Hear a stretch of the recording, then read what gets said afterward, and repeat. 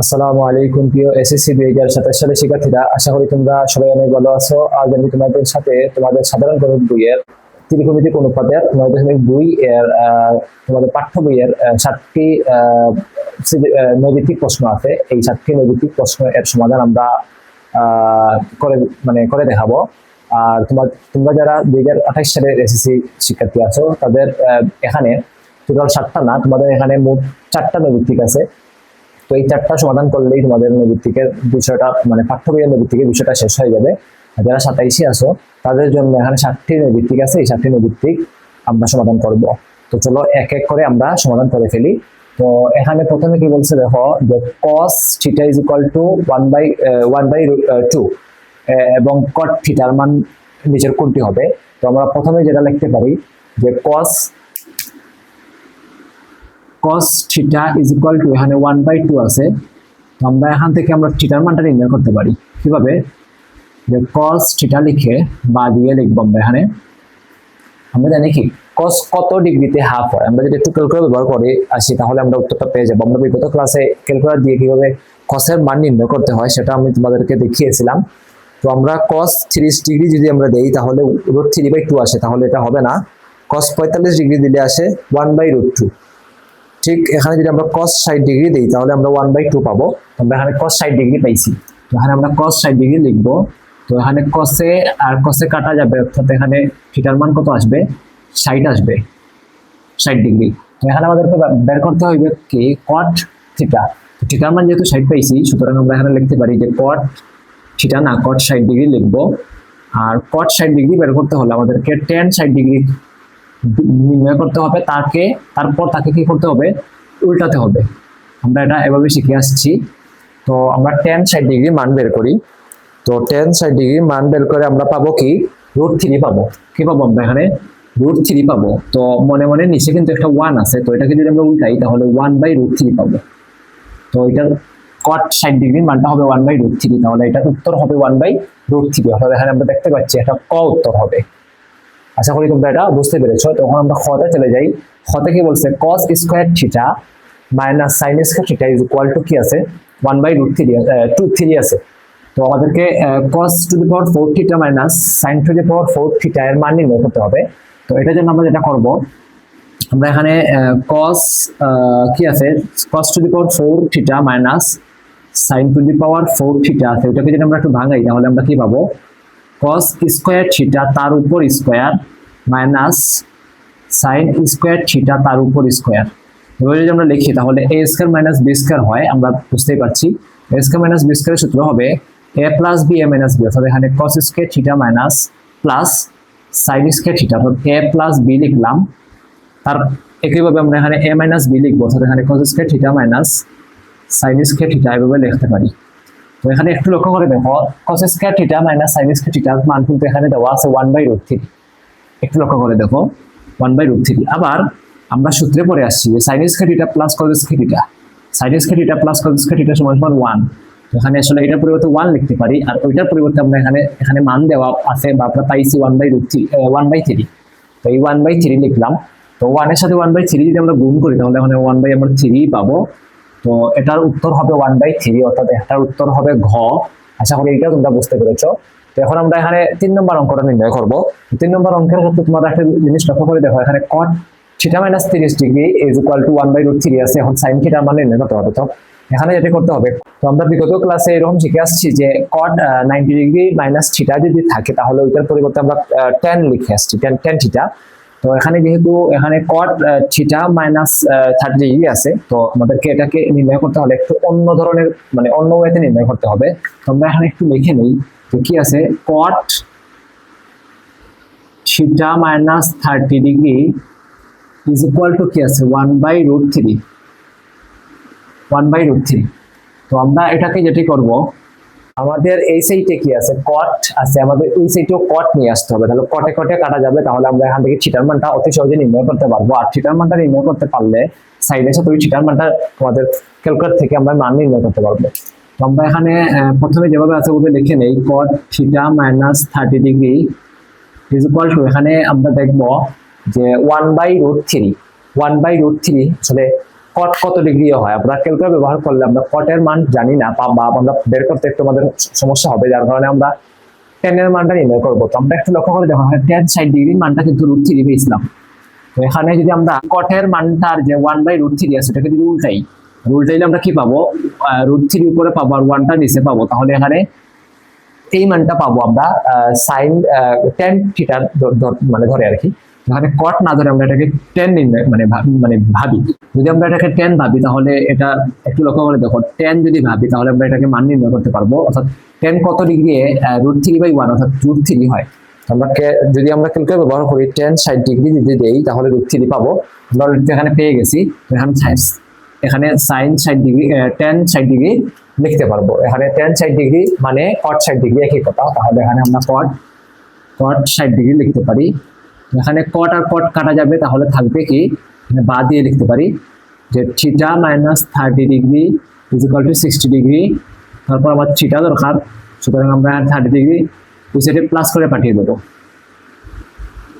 তাহলে কি হয়ে যাবে 90 হয়ে যাবে। কিভাবে, যে এখানে 30 ডিগ্রি যদি আমরা এখানে মাইনাস ওই সাইডে পাঠিয়ে দিই তাহলে প্লাস হবে, 60 এর সাথে প্লাস হয়ে গেলে 90 ডিগ্রি হয়ে যাবে। আশা করি এটা তোমরা বুঝতে পেরেছো। তো আমরা এখানে এই থিটা মান 90 ডিগ্রি পেয়েছি। এখানে তাহলে সাইন থিটার জায়গায় 90 ডিগ্রি বসাইলে আমরা সাইন থিটা কত পাই দেখো, সাইন 90 ডিগ্রি থিটা মান 90 ডিগ্রি বসাইলে আমরা 1 পাই, তাহলে এটা উত্তর হবে 1, অর্থাৎ 2 নম্বর উত্তর হবে। আশা করি এটাও তোমরা বুঝতে পেরেছো। এখন আমরা চলে যাব 10 কি আছে 4 নম্বরে। তো tan 3a = √3 আছে, a এর মান নির্ণয় করতে হবে। তো এটা নির্ণয় করতে হলে আমাদেরকে tan কত ডিগ্রিতে √3 হয় একটু লক্ষ্য করে দেখো। আমরা এভাবে করে আসছি যে tan 60 ডিগ্রি হয় কি √3, তো আমরা এখানে tan 60 ডিগ্রি লিখতে পারি, এটা পরিবর্তে tan 60 ডিগ্রি লিখতে পারি। তাহলে tan 60 ডিগ্রি আর এখানে tan আছে, tan এ কাটা যাবে, তাহলে এখানে থাকবে 3a = 60 ডিগ্রি। এখানে থাকবে কি 3a = 60 ডিগ্রি। 3 এখানে গুণ আছে, আমরা এর মান নির্ণয় করবো, যার কারণে 60 এর সাথে ওই 3 কে ভাগ করে পাঠিয়ে দেই, তাহলে হয়ে যাবে 20 ডিগ্রি। তো এর মান হবে 20 ডিগ্রি। তো এটার উত্তর হবে গ। তো এই 4টি নৈমিত্তিক তোমাদের যারা এখন পর্যন্ত নবম শ্রেণীতে পড়তেছো অর্থাৎ এসএসসি 28 সালে দিবা, তো তাদের জন্য এই 4টি নৈমিত্তিক সমাধান করলেই তোমাদের এই নৈমিত্তিক সমাধান পাঠ্য বইয়ের নৈমিত্তিক সমাধানটা হয়ে যাবে। আর যারা এসএসসি 27 আছে অর্থাৎ যারা এবছর পরীক্ষা দিবা আর কি, মানে ওই কিছুদিন পর, তো তাদের জন্য অতিরিক্ত আরো 5, 6, 7 এই 3টা নৈমিত্তিকের সমাধান করতে হবে। তো চলো আমরা এখন 5 নম্বর শুরু করি। তো 5 নম্বরে কি বলছে, 0 ডিগ্রি থেকে বড় বা ছোট থিটার মান হবে এবং 90 ডিগ্রি থেকে ছোট বা সমান থিটার মান হবে। এর জন্য সাইন থিটা এর মান সর্বোচ্চ কত হতে পারে। তাহলে আমরা যদি 0 ডিগ্রি ধরি, মানে 0 ডিগ্রি থেকে বড় বা সমান হবে এবং 90 ডিগ্রি থেকে ছোট বা সমান হবে। এইটার জন্য আমরা যেটা করতে পারি, তো 0 ডিগ্রি থেকে বড় বা সমান আমরা এখানে 0 ডিগ্রি ধরি, তাহলে সাইন এখানে যেহেতু সাইন থিটা, সুতরাং আমরা সাইন 0 ডিগ্রি ধরবো, ধরলে আমরা 0 পাবো। তো এখানে অপশনে 0 আছে, ওকে। এখানে যেটু বলছে এর সর্বোচ্চ মান, অর্থাৎ এখানে সর্বোচ্চ মানটা কত হতে পারে। এখানে আমরা যদি 90 ডিগ্রি ধরি তাহলে আমরা কি পাই, 90 ডিগ্রি ধরলে আমরা এখানে 1 পাইবো। এখানে এর জন্য সাইন থিটা এর সর্বোচ্চ মান, আসলে এখানে সর্বোচ্চ মানটা এই 90 ডিগ্রি ধরেই আমাদেরকে নির্ণয় করতে হবে, যেহেতু সর্বোচ্চ বলছে। আর সাইন 90 ডিগ্রির মান হবে 1, তো এটার উত্তর হবে কি 1, ঘ নম্বর। তো আমাদের এই ছোটগুলার মান, অর্থাৎ এখানে আমরা যদি 45 ডিগ্রি বা 60 ডিগ্রি ধরি, আমরা যেমন একদম এক্সাম্পল তোমাদেরকে বুঝাই, সাইন 60 ডিগ্রি যদি ধরি আমরা উত্তর পাবো কি √3/2। তো √3/2 কে যদি আমরা ভগ্নাংশে ভাঙিয়ে নেই তাহলে এটার উত্তর আসবে 0.866 সামথিং। তো এটা এক থেকে ছোট, তাহলে এখানে তো সর্বোচ্চ বলছে, সুতরাং এখানে এটা নেওয়া যাবে না। যদি আমরা 45 ধরি তাহলে কি পাবো দেখো, √2/2 অর্থাৎ 1/√2, এটাকে দশমিকে ভাঙিয়ে নিলে আমরা 0.070 সামথিং পেয়ে যাবো। সুতরাং এটা 1 থেকে ছোট, তো এখানে সর্বোচ্চ আসে না, যার কারণে আমাদেরকে 90 ডিগ্রি ধরেই এই উত্তর 1 ধরতে হবে। আর এখানে আরেকটা জিনিস লক্ষ্য করে দেখো, এখানে -1 আছে, 0 আছে এবং এখানে 1/2 আছে। এখানে 1/2 মানে কি হাফ, 0, -1, অবশ্যই এই 3টা থেকে এই 1টা অবশ্যই বড়, সুতরাং এখানে যেহেতু সর্বোচ্চ বলছে, সুতরাং আমাদেরকে সর্বোচ্চ মান হিসেবে 1টাই আমাদেরকে সিলেক্ট করতে হবে। দেন এখানে আমরা দেখি 6 নম্বরে কি আছে, a + b মানে a b c একটি সমকোণী ত্রিভুজ। দেখো a b c একটি সমকোণী ত্রিভুজ, কিভাবে বুঝলাম, এখানে b এর মধ্যে কোণ আছে কি 90 ডিগ্রি। তো 90 ডিগ্রি কোণ থাকা মানে কি এখানে এটা সমকোণী ত্রিভুজ। অতিভুজে দেওয়া আছে AC2, দেখো অতিভুজে AC হলো 2 এবং AB হলো একটা লম্ব দেওয়া আছে এবং এটার মান হলো 1। লম্ব কিভাবে বুঝলাম, আমরা জানি কোণের ক্ষেত্রে ওই নিচেরটা ভূমি হয়, এটা হয় লম্ব, এটা হয় অতিভুজ। তো এখানে যেটা বলছে যে কোণ C কোণ হবে 30 ডিগ্রি। একটু লক্ষ্য করে দেখো, C কোণ মানে ওইটাকে বোঝানো হয়েছে। তো ওইটা কি 30 ডিগ্রি হবে? দেখো যদি আমি ওইটাকে 30 ডিগ্রি ধরি তাহলে হতে পারে, কোনো সমস্যা নাই। 30 কেন? আমরা শিখে আসছি যে আমরা একটি ত্রিভুজ, সমকোণী ত্রিভুজের 3 কোণের সমষ্টি 180 ডিগ্রি, তাহলে এটা যদি 90 ডিগ্রি হয়, এটা যদি তোমাদের সাইড মানে 30 ডিগ্রি ধরি তাহলে ওটা 60 ডিগ্রি হবে। তাহলে এই অনুপাতে আমরা এটাকে 30 ডিগ্রি যদি ধরি বা তাদের মতামত অনুযায়ী যদি আমরা বলি ঠিক আছে 30 ডিগ্রি, তাহলে আমরা ধরতে পারি, কোনো সমস্যা নাই। আমরা ধরি এটাকে 30 ডিগ্রি হবে। ওকে, তো এখানে tan a কি আছে সমান সমান √3।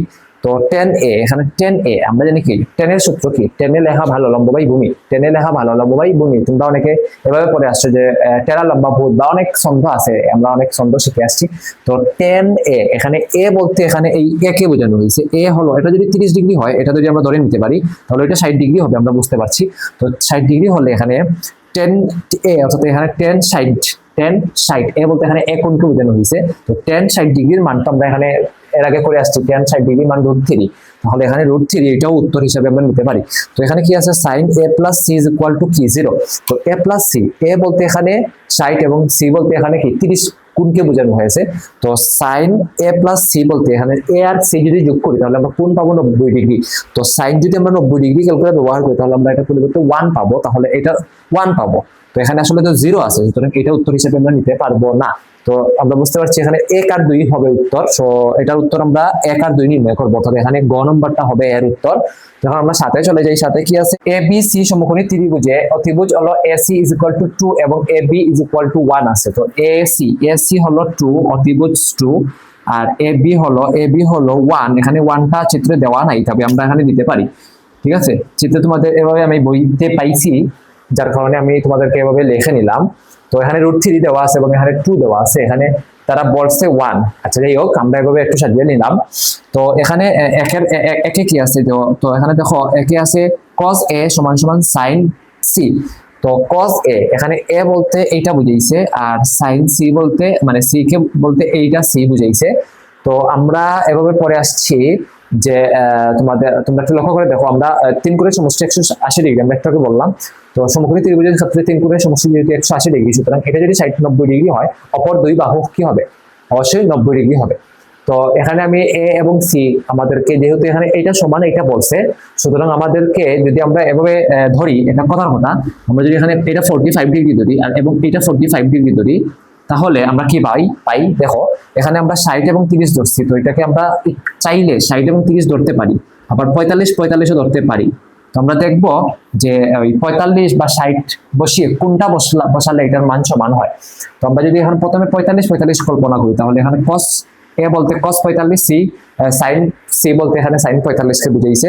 তো sin 45 এ আসে 1/√2 আর cos 45 এ আসে 1/√2। তাহলে এখানে 45 ডিগ্রি বসাইলেই বেস্ট হবে। তো এটার ক্ষেত্রে আমাদের এইটার উত্তরটা মিলবে। সুতরাং আমরা এটাকে সমান করতে মানে বলতে পারি, মানে কিসের ক্ষেত্রে বলতে পারি, ওইটার কোণ যদি আমরা 45 ধরি তাহলে আমরা ওইটাকে সমান ধরতে পারি বা সমান বলতে পারি। তো এই হিসাবে আমরা প্রথমটাকে উত্তর হিসাবে নিতে পারবো। তো 2 নম্বরে দেখো cos a এবং sec a is equal to এটা। তো cos a এর মান কি আছে? 45। তো cos 45 এর মান কি আসে দেখো, cos 45 এর মান আসে কি 1/√2, মানে 2/2 মানেই তো 1/√2। তো এটার মান আমরা 1/√2 লিখতে পারি, 1/√2 লিখতে পারি। এখন ওইটার সাথে প্লাস করতে হবে sec এর মান, অর্থাৎ এখানে sec এর মান আমরা একটু আগে cos এর মান যেটা পাইছি 1/√2, তার উল্টা মানই তো sec এর মান। তো আমরা এখানে প্লাস হিসেবে √2 ধরতে পারি, প্লাস হিসেবে আমরা √2 ধরতে পারি। তো ওইটাকে যদি আমরা একটু মানে কি বলে একটু ক্যালকুলেশন করি, তাহলে আমরা 5/2 পাই কিনা একটু দেখে নেই। তো এটার পরবর্তীতে আমরা কি করতে পারি, এখানে √2 কে কমন নিতে পারি। √2 কে কমন নিলে √2 এর সাথে √2 কাটা যাবে, তো উপরে থাকবে 1 প্লাস √2 এর সাথে √2 গুণ হয়ে যাবে √2 স্কয়ার। তো উপরে কি আসে 1 প্লাস স্কয়ার রুটে কাটা উঠে থাকবে 2 এবং নিচে থাকবে √2, উপরে 3 নিচে থাকবে √2। তো 3/√2 এই মানটা আসলে আমরা এখানে বলতে পারতাম যে এটা সমান ওইটা, বাট এখানে এটা আসেনি, সুতরাং এটা উত্তর হিসেবে আমরা নিতে পারবো না। তো আমরা এই জায়গা থেকে আমরা এটা মানে ফাইনাল বলতে পারি যে ওইটার উত্তর হয় 1 এবং মানে বলতে পারি কি যে 1 এবং 3টাই উত্তর 100% আমরা শিওর, 1 এবং 3 অর্থাৎ গ নম্বর উত্তর। তারপরেও আমরা একটু দেখে নেব যে সি এর মানটা কি √2/3 10c এর মান মানে c এর মানটা বসিয়ে যে আমরা √2/√3 পাই কিনা একটু দেখো। 10c c বলতে এখানে 45 কে আমরা বুঝাইছি, যেহেতু আমরা 1 থেকে পাইছি। তো 1045 এর মান একটু দেখি আমরা ক্যালকুলেটর ব্যবহার করে। 1045 ডিগ্রি ইজ ইকুয়াল টু 1 আসে, তো এটা তো উত্তর হিসেবে আসে না। 10c কোণ, তো কোণের মান আমরা যদি 45 বসাই তাহলে ওইটার মানটা আসলে 1 হবে। তো এখানে √2/√3 আছে মান, তো আমরা এটাকে এভাবে না ধরে আমরা যদি এভাবে ধরতে পারি যে 10c, তো 10c অর্থাৎ 10c কে আমরা কোণ ধরে আমরা জানি কি 10 এর সাথে 10 এর লেখা ভালো লম্ব বাই ভূমি, বা তোমরা টেরা লম্বা ভূত, তো এইভাবে তোমরা অনেকে অনেক ছন্দ শিখে আসছো। তো 10 এর সাথে লম্ব বাই ভূমির সম্পর্ক, 10 এর সাথে লম্ব বাই ভূমির সম্পর্ক আমরা এভাবে শিখে আসছি যে 10 থিটা, বা এখানে যেহেতু c বলছে তাহলে 10c ইজ ইকুয়াল টু লম্ব বাই ভূমি, লম্ব বাই ভূমি। তো লম্ব বাই ভূমি যদি আমরা দেখি তাহলে একটু করে খেয়াল করে দেখো, এখানে লম্ব কি আছে, c কোণের ক্ষেত্রে এটা লম্ব এবং ওইটা ভূমি, ওইটা লম্ব এবং ওইটা ভূমি। তো এখানে 1 কি আছে, √3 আছে, 1/√3 আছে। তো 1/√3, তাহলে এটাকে আমরা 1/√3 হিসেবে মানে নিব, কিন্তু এখানে 1/√3 নাই, সুতরাং এটা উত্তর হিসেবে আমরা নিতে পারবো না। তো আমাদেরকে কি করতে হবে, প্রথমটা উত্তর হিসেবে আমরা নিতে পারবো, কিন্তু পরে দুইটা আমরা উত্তর হিসেবে নিতে পারবো না। তো এখানে তো আসলে আমাদেরকে দুটি নির্ণয় করতে হবে। আগের যে প্রশ্নে আমরা 1 এবং 2 এরকম অপশন ছিল, যার কারণে এটাকে আমরা এভাবে নিতে পারতাম, বাট এটাকে এভাবে নেওয়া যায় না। তো এভাবে আমরা যদি কনফিউশন মূলক কিছু নৈর্ব্যক্তিক ফেস করি তাহলে আমাদের এটাকে আর অন্য ওয়েতে ভাবতে হবে। অর্থাৎ এখানে আমরা এভাবে ভাবতে পারি যে এখানে cos a বলতে a কোণকে বোঝানো হয়েছে, cos a কে a কোণ বোঝানো হয়েছে। তাহলে cos a যদি আমরা ধরি, cos a এর ক্ষেত্রে এটা কি ভূমি এবং ওইটা কি লম্ব এবং ওইটা কি হবে, অতিভুজ হবে। এভাবে আমাদেরকে কল্পনা করতে হবে।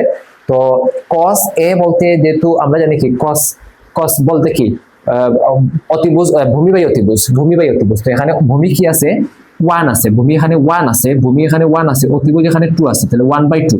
তো sin c এর ক্ষেত্রে দেখবো আমরা 1/2 পাই কিনা। তো sin c বলতে এখানে c কোণ ওইটাকে বুঝাইছে, তাহলে ওইটা হবে ভূমি, ওইটা হবে ভূমি, ওইটা হবে লম্ব, ওইটা হবে অতিভুজ। তো sin এর ক্ষেত্রে কি আসে, লম্ব বাই অতিভুজ, লম্ব বাই অতিভুজ। তো এখানে আমরা লম্ব হিসেবে 1 পাইছি এবং অতিভুজ হিসেবে আমরা এখানে 2 পাইছি, তাহলে এখানে 1/2 দুই উভয় পক্ষ মিলে গেছে। তো এখানে আমরা উত্তর হিসেবে 1 নিতে পারি, দুইটা কন্ডিশনে আমরা উত্তর হিসেবে দুইটা কন্ডিশনে আমরা 1 কে নিতে পারলাম। দেন এখানে 2 দেখবো আমরা, এখানে cos a এবং sec a is equal to 5/2 আছে। আমরা দেখি একটু লক্ষ্য করে দেখি, cos a এখানে cos এর ক্ষেত্রে কি আসবে, cos এর ক্ষেত্রে এখানে a যেহেতু, তাহলে ওইটা কোণের ক্ষেত্রে ওইটা ভূমি হবে, ওইটা লম্ব হবে এবং ওইটা কি হবে, অতিভুজ হবে। তাহলে আমরা এখানে যেটা করতে পারি যে cos a কি হবে, ভূমি বাই অতিভুজ। তো ভূমি এখানে কি আছে 1, অতিভুজ আছে এখানে 2, তাহলে এখানে 1/2 আসলো, এখানে 1/2 আসলো, তার সাথে প্লাস করতে হবে, কি করতে হবে, sec এর মান। অর্থাৎ এখানে sec এর ক্ষেত্রে আমরা জানি কি উল্টা মান হয়, এখানে আমরা 2 ধরে নিতে পারি 2। তো এটা ধরার পর আমরা যেটা করব এটি হলো, এখানে 2 আমরা কি নিব, লসাগু নিব। 2 এর সাথে 2 ডিভাইড করলে আমরা উপরে পাবো 1, প্লাস 2 এর সাথে 2 মাল্টিপল করলে আমরা 4 পাবো। অর্থাৎ এখানে বুঝতে পারছি 4 এর সাথে 1 যোগ করলে হয় 5, আর নিচে থাকবে কি 2। তো এখানে 5/2 তো অলরেডি আছে, সুতরাং এটাকে আমরা উত্তর হিসেবে নিতে পারবো। তো এটাকে আমরা উত্তর হিসেবে নিতে পারবো না, অলরেডি আমরা এখানে চেক করে ফেলছি। কোথায়, এখানে আমরা অলরেডি চেক করে ফেলছি, রাইট। তো এই জায়গা থেকে আমরা বলতে পারি এখানে 1 আর 2টাই উত্তর হবে। তো এখানে উত্তরটা হবে কি ক, 1 আর 2 উত্তর, অর্থাৎ ক নম্বরটা উত্তর। তো এইভাবে যদি কনফিউশন তোমাদের পরীক্ষায় লাগে তাহলে এইভাবে ওইটাকে সলভ করার চেষ্টা করবা।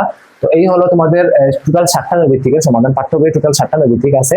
তোমরা যারা 27-এ পড়তেছো আর যারা 28-এর শিক্ষার্থী আছো তাদের এই 4টা নৈর্ব্যক্তিক সমাধান করলেই তোমাদের আশা করি হয়ে যাবে। তবে এইগুলো তোমাদের এই যে বাকি যে 3টা আছে ওইগুলো তোমাদের জানা থাকলে ভালো হবে, কারণ আমরা যখন নৈর্ব্যক্তিক পড়বো বা আমরা যখন এই বিভিন্ন বোর্ড কোয়েশ্চন বলো বা এই বিভিন্ন স্কুলের কোয়েশ্চন সলভ করবো তখন ওইগুলা কিন্তু আসবে।